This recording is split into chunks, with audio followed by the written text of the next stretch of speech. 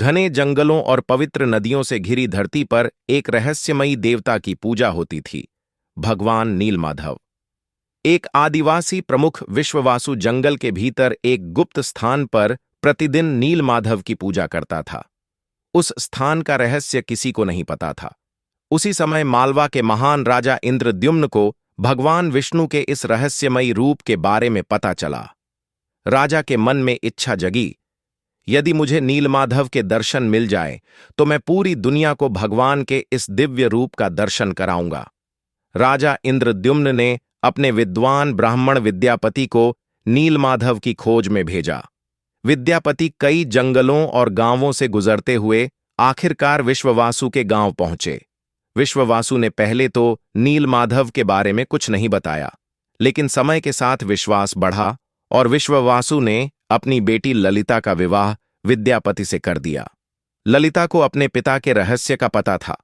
एक दिन उसने विद्यापति से कहा, मेरे पिता जंगल में भगवान नीलमाधव की पूजा करते हैं, लेकिन उस स्थान तक किसी को जाने की अनुमति नहीं है। आखिरकार बहुत आग्रह के बाद विश्ववासु ने विद्यापति को नीलमाधव के दर्शन कराने की अनुमति दी, लेकिन एक शर्त थी, विद्यापति की आंखों पर पट्टी बांधी जाएगी। चतुर विद्यापति ने रास्ते में चुपके चुपके सरसों के बीज गिरा दिए।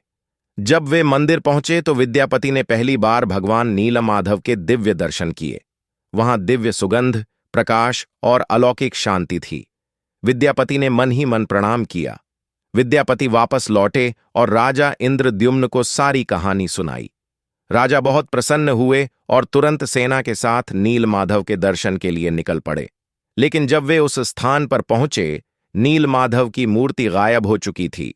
राजा बहुत दुखी हुए। तभी आकाशवाणी हुई, हे इंद्रद्युम्न, अब मैं जगन्नाथ रूप में प्रकट होऊंगा।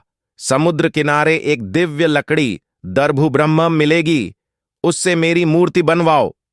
कुछ दिनों बाद समुद्र किनारे एक विशाल दिव्य लकड़ी का लट्ठा बहकर आया।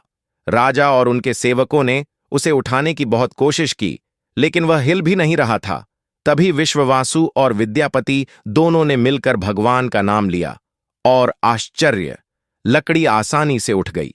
राजा समझ गए कि यह भगवान की इच्छा है। एक दिन एक रहस्यमयी वृद्ध बढ़ई महल में आया। उसने कहा, मैं इन लकड़ियों से भगवान की मूर्ति बना सकता हूं, लेकिन मेरी एक शर्त है। 21 दिनों तक मुझे एक कमरे में अकेला काम करने देना होगा। कोई दरवाजा नहीं खोलेगा। राजा मान गए। कई दिन तक कमरे से केवल औजारों की आवाज आती रही, लेकिन 14वें दिन आवाज बंद हो गई। रानी चिंतित हो गईं और दरवाजा खुलवा दिया।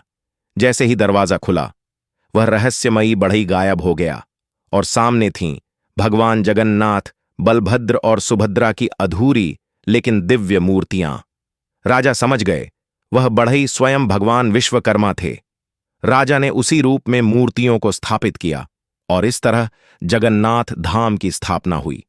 आज भी जगन्नाथपुरी में वही अद्भुत मूर्तियां विराजमान हैं।